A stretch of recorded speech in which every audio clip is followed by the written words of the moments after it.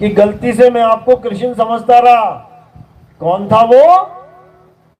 साक्षात अलख निरंजन था वो, काल भगवान, जिसके मुंह में सारी दुनिया जा रही है। एक मुंह से खाता है सारी दुनिया को और दूसरे मुंह से पैदा कर देता है।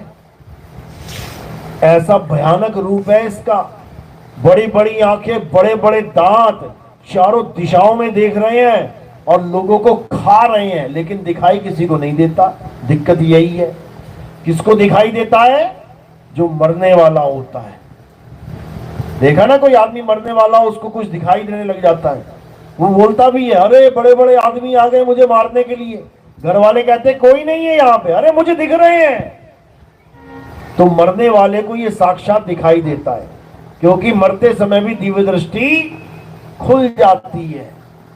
तो जब ये काल भगवान दिखाई देता है तब ये शरीर छोड़ के भाग नहीं छोड़ता जल्दी। तुम किसी के घर पे कब्जा करके बैठ जाओ, नहीं छोड़ोगे घर। जब पुलिस वाले आएंगे ना, कोर्ट का ऑर्डर आएगा, लठ लेके आएंगे डंडे मारते हुए, तब भागोगे वहां से। इसी प्रकार ये जीव अपना शरीर नहीं छोड़ता जल्दी। कब छोड़ता है? जब काल भगवान सामने आ जाता है, फिर डर के मारे भागता है, लेकिन पकड़ा जाता है। भागेगा कहां बेचारा? इस तीन लोक में भागने के लिए जगह ही नहीं है कहीं। तो कह रहे हैं, साधो निरंजन जाल पसारा, स्वर्ग पताल रचियो महिमंडल, तीन लोक विस्तारा। ठाव ठाव तीरथ व्रत थापे, ठगने को संसारा, साधो निरंजन जाल पसारा। इस निरंजन ने ऐसा जाल बुन दिया है कि तुम सोच भी नहीं सकते। कितना बड़ा जाल बुन दिया है। सब फंसे हुए हैं उसमें। क्या आदमी, क्या औरत, क्या बच्चा, क्या बूढ़ा, क्या जवान, क्या अंग्रेज, क्या यहूदी, क्या मुसलमान, क्या हिंदू, क्या नास्तिक, क्या आस्तिक, सब फंसे पड़े हैं। कोई बचने वाला नहीं।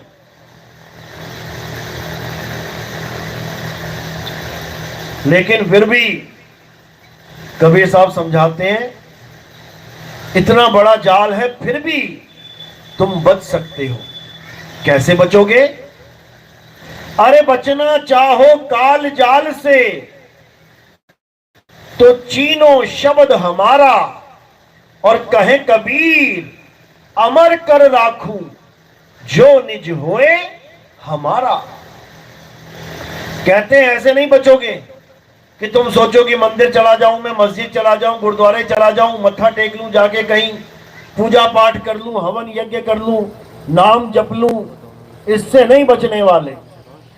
इसमें तो अटक जाओगे। कैसे बचोगे? एक ही रास्ता है, और वो है सार शब्द। अरे सार शब्द आए जेहि विधि हाथा, तेहि विधि काल नवावे माथा। अगर तुम्हारे पास सार शब्द आ गया तब 101% वो काल भगवान तुम्हारे आगे झुक जाएगा। वो तुम्हें पकड़ नहीं सकता। वो तुम्हारे सामने झुक जाएगा, तुम उसके सिर पे चढ़कर इस दुनिया से पार चले जाओगे, इस तीन लोक से परे चले जाओगे। लेकिन अगर तुम्हें उसके सिर पे पैर रखने की विधि नहीं आई तो समझ लो कि हालत खराब हो जाएगी, पक्का मारे जाओगे। तो यही कबीर साहब समझा रहे हैं कि इस काल से बचने का एक ही उपाय है। क्या है? सार शब्द को जान लो। सार शब्द के द्वारा तुम इसके सिर पे पैर रख सकते हो, नहीं तो इसके मुंह में जाओगे। सारी दुनिया जा रही है, तुम भी जाओगे। तो अब क्या करना है? काल के सिर पे पांव दे, सतगुरु के उपदेश, और साहिब वहां पकड़ के ले चले अपने देश। अब इस तीन लोक में रहने का कोई मतलब ही नहीं रह जाता। अब इस त्रिलोकी नाथ के अंदर रहने का कोई मतलब ही नहीं रह जाता। अब तीन लोक से न्यारा चौथा लोक, जिसको चौथा पद कह देते हैं, अब वहां जाके समाना है। अब इस तीन लोक में नहीं आना जाना है। तो साहिब समझा रहे हैं, अरे तीन लोक एक जेल है, पाप पुण्य तो जाल, सारा जग भोजन बना और खाने वाला काल। ये सारा जग भोजन बना हुआ है। किसका भोजन? काल भगवान का। सारी दुनिया मुंह में लेके घूमता है वो। पता नहीं कब किसका बच्चा, कब किसकी मां, कब किसका पिता किसको मरोड़ दे। रोते रह जाओगे, गिड़गिड़ाते रह जाओगे, लेकिन किसी के हाथ पल्ले कुछ नहीं आएगा। इसीलिए कबीर साहब बार बार समझा रहे हैं कि ये आखिरी मौका है, इस मौके को संभाल लो। अगर इस मौके को नहीं संभाल पाए तो भाई जन्म मरण में ऐसे चक्कर में उलझ जाओगे कि वापस इंसान जन्म बहुत दूर हो जाएगा। फिर कुत्ता, बिल्ली, बकरा, हाथी, घोड़ा बनते जाना और नाना प्रकार की योनियों में भटकते जाना। इसलिए अब क्या करना है? अब हमने केवल और केवल सार शब्द को जानना है। सार शब्द के बिना और कोई शब्द नहीं है जो तुम्हारी मुक्ति करवा पाए। ना कोई हिंदी का शब्द, ना कोई उर्दू का शब्द, ना कोई पंजाबी का शब्द, ना कोई चाइनीज का शब्द, ना कोई डच, ना कोई फ्रेंच, ना कोई पुर्तगीज, ना कोई स्पेनिश। किसी भाषा का शब्द तुम्हारी मुक्ति नहीं करवा सकता। कौन सा शब्द करवाएगा? सार शब्द। तो साहिब दोनों में फर्क बताते हैं। क्या बोल रहे हैं? अरे शब्द शब्द बहु अंतरे, सार शब्द मत लीजिए। और कहे कबीर, जहां सार शब्द नहीं, दृग जीवन सो जीजे। कह रहे हैं इंसान जन्म में आने के बाद भी, इतना अच्छा दिमाग पाने के बाद भी, अगर तुम ये विवेक नहीं कर पाए कि सार शब्द और 52 अक्षर शब्द में क्या फर्क है, तो समझ लो धिक्कार है तुम्हारे जीवन पे। तो कुत्ता, बिल्ली, हाथी, घोड़ा बन के फर्क करोगे क्या? ये इंसान जन्म में ही फर्क समझ सकते हो। दोनों प्रकार के शब्दों में भेद को समझ लो, अंतर क्या है।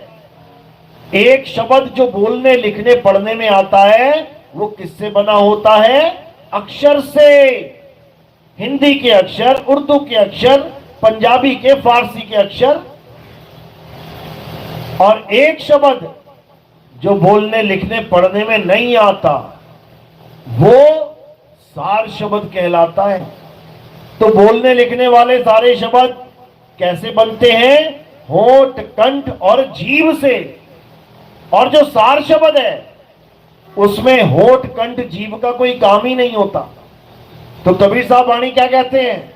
अरे होठ कंठ लागे नहीं और जीभ्या नहीं उच्चार, गुप्त वस्तु जो लखे सो निज हंस हमार। कहते हैं होठ कंठ लागे नहीं। ये होठ कंठ का काम ही नहीं है सार शब्द में। जीभ्या नहीं उच्चार, ये जीभ का कोई खेल ही नहीं है। गुप्त वस्तु जो लख है। अब वस्तु की बात आ रही है, यानी सार शब्द कोई नाम मंत्र नहीं है। सार शब्द क्या है? एक वस्तु है, गुप्त वस्तु है। उस वस्तु से ही काल भगवान डरता है। इन नामों से नहीं डरता, इन मंत्रों से नहीं डरता। अरे मंत्रों से कुत्ता नहीं डरता। तुम किसी भी भगवान का मंत्र बोल दो कुत्ते के सामने, वो कुत्ता भाग जाए तो नाम बदल देना मेरा। किससे डरता है कुत्ता? वस्तु से डरता है। कौन सी वस्तु? लठ ले लेना हाथ में, एक लाठी ले लेना हाथ में, बिना मंत्र बोले देखना कैसे भागेगा आगे आगे। जो तुम्हें भरमाते हैं कि ये मंत्र जप लो, वो मंत्र जप लो, भूत प्रेत भाग जाएंगे, चंडाल भाग जाएंगे। एक मच्छर नहीं भागता मंत्र से। 50-60 मच्छर हो कमरे में और तुम मंत्र जप लेना, देख लेते हैं मच्छर भागता कि नहीं। और जब मच्छर नहीं भागा मंत्र से, तो काल भगवान क्या भागेगा? तो इस भ्रम से निकल जाओ बाहर कि किसी मंत्र मंत्र से तुम्हारी मुक्ति हो जाएगी, या किसी मंत्र मंत्र से कोई यमदूत भाग जाएंगे, यमराज भाग जाएगा। कोई ना भागता, कोई ना भागता मंत्रों से। किससे भागेंगे? सार शब्द आए जेहि विधि हाथा, तेहि विधि काल नवावे माथा। जब तुम्हारे हाथ में सार शब्द आ गया, अब काल तुम्हारा कुछ नहीं बिगाड़ सकता। तो साहिब यही समझा रहे हैं कि काल जाल इतना भयंकर जाल है कि बड़े बड़े देवी देवता नहीं बच पाए उससे, वो भी उसके मुंह में जा रहे हैं। अध्याय 11 पढ़ो, 18, 19, 20, 21, 22 श्लोक नंबर पढ़ो, 32 तक पढ़ो, देखो क्या बोल रहे हैं कि तुम्हारे मुंह में बड़े बड़े देवी देवता, सुर असुर, गण गंधर्व, ऋषि मुनि, कौरवों के सैनिक, योद्धा, हमारे भी सैनिक और योद्धा सब तुम्हारे मुंह में जा रहे हैं और तुम इनकी खोपड़ियों को चूरा बना रहे हो।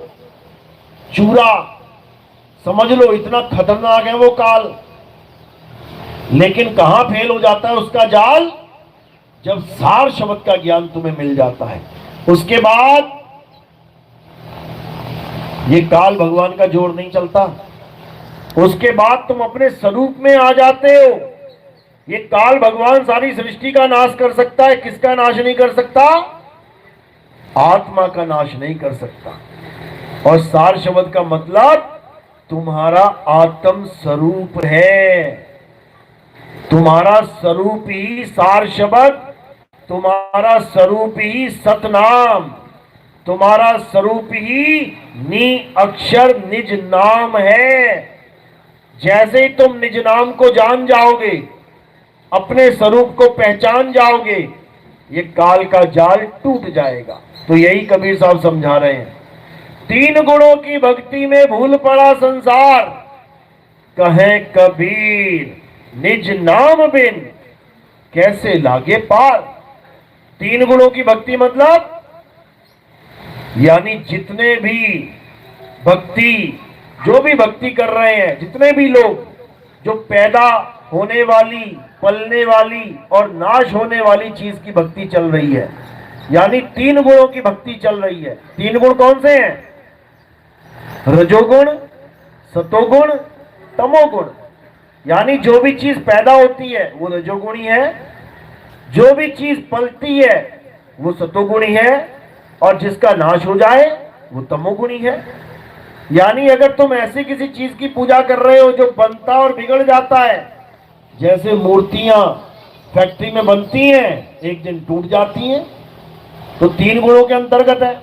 मंदिर, मस्जिद, गुरुद्वारे, चर्च एक दिन बनते हैं, बन के तैयार होते हैं, फिर जर्जर अवस्था में पुराने होके टूट जाते हैं। तो किसके अंतर्गत है? 3 गुणों के अंतर्गत। ये पूरा संसार बनता है, पलता है, विनाश हो जाता है, तो किसके अंतर्गत है? 3 गुणों के अंतर्गत। तो 3 गुणों की भक्ति में भूल पड़ा संसार, यानी सारे जीव इन भक्तियों में लग गए जो पैदा होती है और खत्म हो जाती है। कहे कबीर निज नाम बिन कैसे लागे पार। यानी अब वो भक्ति जानो जिसको निज नाम की भक्ति कहते हैं, यानी निज स्वरूप की भक्ति कहते हैं, यानी सार शब्द की भक्ति कहते हैं। एक बार इस भक्ति में अगर तुम आ गए तो तुम यहां से पार हो जाओगे, कोई रोकने वाला नहीं है। लेकिन ये तब होता है जब तुम्हारे जीवन में कोई भेदी गुरु आ जाता है। जो सार शब्द का भेदी गुरु है वही तुम्हें सार शब्द का भेद समझा सकता है। और जो मंत्र जपने वाला गुरु है वो केवल तुम्हें मंत्र ही जपवा सकता है। जो तपस्या करने वाला गुरु है वो केवल तुम्हें तपस्या ही करवा सकता है। जो नदियों में स्नान करने वाला, पर्वतों के चक्कर लगाने वाला गुरु है वो तुम्हें नदियों और पर्वतों के चक्कर में ही डाल सकता है। तो इन सबको कबीर साहब ने खंडित किया, मना किया। कह रहे हैं मोको कहां ढूंढे रे बंदे, मैं तो तेरे पास में, ना मैं जप में, ना मैं तप में, ना एकांत निवास में, ना मैं जप में, ना मैं तप में। साफ मना कर दिया कि ना तो कोई जप करना है, ना ही कोई तप करना है। 99.99% गुरु जितने बैठे हैं संसार में ये सब यही करवा रहे हैं।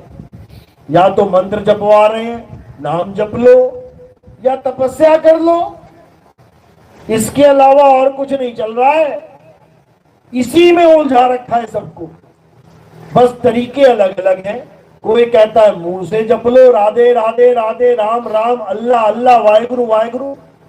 कोई कह रहा मन में जप लो ज्योत निरंजन ओंकार रारंकार सोहम सतनाम सतपुरुष अकाल मूरत शब्द स्वरूपी राम। कोई कह रहा माला में जप लो ओम हरियम कलियम हरियम श्रियम कर लो। कोई कह रहा सांसों में जप लो ओम सोहम जप लो। कोई कह रहा है कानों को में उंगलियां डाल के कानों में अनहद नाद को सुन लो, 5 तत्वों की धुनों को सुन लो। ये सब अज्ञान है, कुछ करने की जरूरत नहीं है। क्या करना है? केवल अपने स्वरूप को जानना है। तुम्हारा स्वरूप ही परमात्मा का स्वरूप है, समझ लो। अरे सत्य स्वरूपी नाम साहिब का सो निज नाम हमारा। यानी अगर परमात्मा को पाना चाहते हो अपने स्वरूप को जान लो। तुम्हारा स्वरूप और परमात्मा का स्वरूप एक है, दो नहीं है। इसीलिए बोला गया है आत्मा सो परमात्मा, यानी आत्मा ही परमात्मा है। इसको समझो। जीव और परमात्मा में भेद है। जीव इस काया में फंसा पड़ा है, परमात्मा काया से न्यारा है। उसे विदेह कहते हैं, उसे नी अक्षर निज नाम कहते हैं, उसे परमपिता परमात्मा कहते हैं। जीव को नहीं कहते। जो संसार में फंसा है उसे नहीं कहते। जो संसार से मुक्त कराने वाला है उसे परमात्मा कहते हैं। लेकिन अज्ञानी गुरुओं ने क्या कर दिया? इस काया में बैठे जीव को ही परमात्मा बता दिया कि काया में कौन रहता है? जीव रहता है। इसी की वजह से सारे काम हो रहे हैं, यही सर्वे सर्वा है। ये जीव है, बंधन में है, इसकी तो मुक्ति करानी है। साहिब समझा रहे हैं, बहु बंधन में बांधिया एक बेचारा जीव और केवल छूटे आपने जो न छुड़ाए तीर।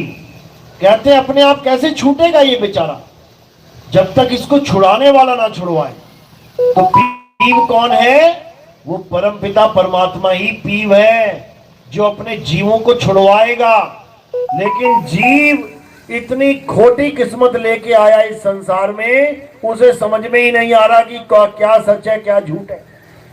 वो झूठे गुरुओं के चक्कर में पड़ा हुआ है, वो मंत्रों के चक्कर में पड़ा हुआ है, वो पत्थरों के चक्कर में पड़ा हुआ है, वो पर्वत पानी के चक्कर में पड़ा हुआ है। और जो अजर अमर अविनाशी आत्मा है उसको जान तक नहीं रहा। कितनी खोटी किस्मत है इस इंसान की। तो साहिब यही समझा रहे हैं कि जब तक आत्मा का ज्ञान तुमने नहीं जान लिया तब तक भूल जाना तुम्हारा कुछ हो सकता है। तो कह रहे हैं जल में मीन प्यासी मोहे देखत आवे हांसी आत्म ज्ञान बिना नर भटके कभी काबा कभी काशी। यानी ये इंसान बिना आत्म ज्ञान के ये भटकता फिर रहा है, गांव गांव गली गली मंदिर मंदिर मस्जिद मस्जिद गुरुद्वारे गुरुद्वारे, पता नहीं कहां कहां भटक रहा है। और जिसको पाना चाहता है वो कहां है? वो इसके घट में विराजमान है। अरे घर में पड़ी वस्तु नहीं सूझे और बाहर ढूंढन जासी जल में मीन प्यासी मोहे देखत आवे हांसी। जिसको पाना है वो तेरे घट में विराजमान है और उसको ढूंढने के लिए कहां जा रहा है? कभी काशी जा रहा है, कभी अयोध्या जा रहा है, कभी केदारनाथ जा रहा है, कभी बद्रीनाथ जा रहा है। उसके बाद वहां सुनामी आती है तो पानी के साथ बहता जा रहा है। बताओ, जिस भगवान को पाना है वो घर में बैठा है और उसको ढूंढने पहाड़ों पे धक्के खाने जा रहा है। तो कबीर साहब यही समझा रहे हैं, अरे घट घट मेरा साइया सुनी सेज न कोय और बलिहारी व घट की जिस घट पर घट होए। कहते हैं ऐसा एक भी घट नहीं है जहां पर मेरा मालिक विराजमान नहीं है, सब घटों में विराजमान है, लेकिन बलिहारी उस घट की जहां वो प्रगट हो जाता है। प्रगट होगा तो ज्ञान बांटेगा, ज्ञान बटेगा तो सबको ज्ञान मिलेगा, सबको ज्ञान मिलेगा तो सबकी मुक्ति निश्चित हो जाएगी। इसलिए बलिहार जाते हैं जहां वो प्रगट हो जाए। लेकिन लोगों को ये बात समझ में नहीं आती, लोगों को आत्मा रूपी परमात्मा नहीं चाहिए, लोगों को पत्थर रूपी परमात्मा चाहिए, लोगों को खरीदने और बेचने वाला परमात्मा चाहिए, लोगों को बनने और बिगड़ने वाला भगवान चाहिए। बताओ, जिस आत्मा को कोई बना नहीं सकता, कोई बिगाड़ नहीं सकता, उसकी चिंता नहीं है। जो गली गली में बिक रहा है, जिसका सौदा हो जा रहा है, हाँ भैया कितने की मूर्ति है, 500 रुपए की, 300 लगा लो भैया, चल ना तेरी ना मेरी 350 दे दे। बताओ, 350 का भगवान खरीद के लेके आयो और 3.5 करोड़ की लॉटरी की टिकट मांग रहे हो उससे कि मेरी लॉटरी लग जाए भगवान जी, है? ऐसे भक्ति नहीं होती भाई। तो मीराबाई समझा रही है कि परमात्मा की कितनी कीमत है। ये 200, 400, 500, 10,000, 20,000, 1 लाख, 2 लाख का परमात्मा नहीं है कि तुमने खरीद खरीद के मंदिर भर लिए। मीराबाई कह रही है, पायो जी में नाम रतन धन पायो, वस्तु अमोलक दी मेरे सतगुरु, कृपा कर अपनायो। पायो जी में नाम रतन धन पायो। कह रहे हैं कि मैंने वो रतन पा लिया जिसकी कोई कीमत ही नहीं है। ये मूर्तियां तो बिक जाती हैं, कीमत लगी हुई है इनकी, लेकिन एक आत्मा ऐसी वस्तु है जिसकी कोई कीमत ही नहीं है। कभी आत्मा खरीदी आज तक? कितने ही आती है। अगर आत्मा बिकती होती तो सारे डॉक्टर मालो माल हो जाते। जैसे ही पेशेंट मरने वाला होता, डॉक्टर कहता है इतने पैसे दे दो, मैं आत्मा खरीद के ले आता हूं। लेकिन कोई आत्मा को खरीद और बेच नहीं सकता, ये अमोलक है, इसका कोई मोल ही नहीं है। तो गुरु क्या देता है? गुरु अमोलक वस्तु देता है। देता है मतलब ये नहीं कि अपनी आत्मा निकाल के तुम्हारे में डाल दी, यानी तुम्हारे पास पहले से आत्मा है, उसका ज्ञान देता है, आत्मा का ज्ञान देता है। आत्म ज्ञान बिना नर भटके, कभी काबा कभी काशी। तो गुरु नाम नहीं देता कि कोई कहे जी राम राम जपने वाला गुरु ही पार करेगा, राधे राधे जपने वाला गुरु पार करेगा, ये नाम नहीं देता गुरु। ये तो गुरुआ लोग देते हैं, अधूरे गुरु, नकली गुरु। असली गुरु क्या देता है? असली गुरु आत्मा का ज्ञान देता है। तो अर्जुन को समझा रहे हैं कृष्ण जी, हे अर्जुन, इस दुनिया में 2 प्रकार के तत्व हैं, एक असली तत्व और एक नकली तत्व, यानी एक असत्य तत्व और एक सत्य तत्व। असत्य तत्व क्या है? जो बनता और बिगड़ जाता है, जिसका पल पल नाश हो रहा है, वो असत्य है। जो पल पल बदल रहा है, असत्य है। और सत्य क्या है? जो ना कभी बनता और ना कभी बिगड़ता है, जो कभी नहीं बदलता, सदा एक रस रहता है। और वो क्या है? हे अर्जुन, आत्मा ही सत्य है। आत्मा अजन्मा है, नित्य है, शाश्वत है, पुरातन है। ये आत्मा ही सत्य सनातन है।